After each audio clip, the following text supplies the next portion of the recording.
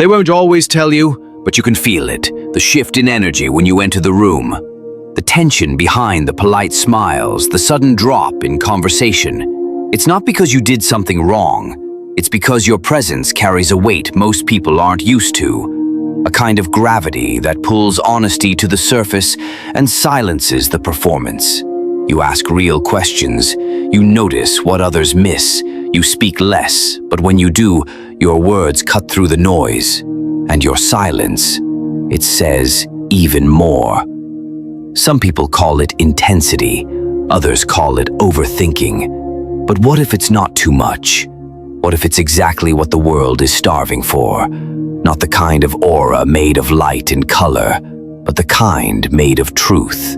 The kind made of depth, the kind of energy that unsettles people, not because it's aggressive, but because it reveals what they've been hiding. You're not here to blend in. Your presence is a reminder, a mirror, and people don't fear you. They fear what they see in themselves when you're around. The cracks in their identity, the questions they've buried, the masks they forgot they were wearing.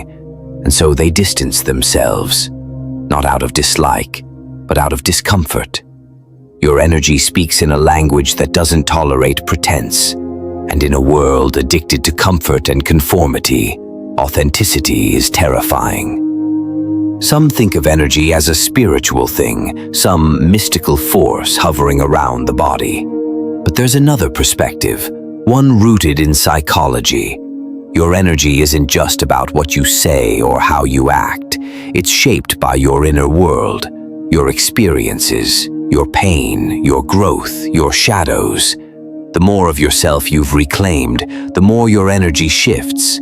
People feel it in the way you carry yourself, in your stillness, in your gaze.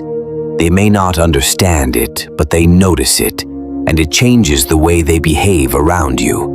You don't need to speak to make an impression. Your presence alone creates a stir. Your truth challenges the stories others tell themselves, and most people are not ready for that conversation. Even if they say they value honesty, few are truly prepared to stand in front of a mirror that doesn't flatter them. When you've done the work, when you've faced your darkness and chosen to live from a place of awareness, your energy becomes different. You stop performing. You stop chasing approval. You stop pretending. And the people who haven't done the same, they feel it. Some are drawn to it, others are repelled, but no one is unaffected. You're not interested in small talk because your mind doesn't live on the surface. The weather, the headlines, the polite nods, they drain you. Not because you're rude, but because your soul craves depth. You hunger for conversations that go beneath the mask, and your presence often demands that from others. Even if you never say it out loud, people feel it. They feel your need for realness, and it disrupts the script they've grown used to. You've probably found yourself becoming the confidant, the one who strangers open up to, the one who holds space for others, the emotional anchor, even when you didn't ask for it.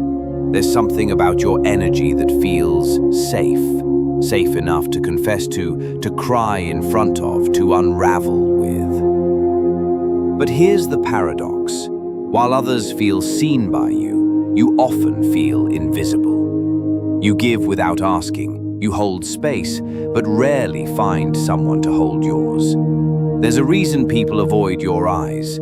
It's not because you intimidate them physically, it's because your gaze makes them feel exposed. It's as if you see through the act because you do. When you've embraced your truth, your shadow, your contradictions, you see through illusions, not to judge, but because you've done it within yourself. And most people are still pretending. So when they see you, they see what they've been avoiding. You're not cold, you're not distant, you're just unwilling to live on autopilot. You question things, you pause before responding, you don't fill silence with noise, and in a society that values speed, performance, and surface-level connection, your stillness feels like a confrontation. This is not about superiority. It's not about being better. It's about alignment. You've chosen to be honest with yourself, and that decision carries consequences. People react. Some admire it. Some fear it. But the truth is, you were never meant to fit in. You were meant to remind others, without even trying, that depth still exists, that truth still matters, and that silence can speak louder than words ever will.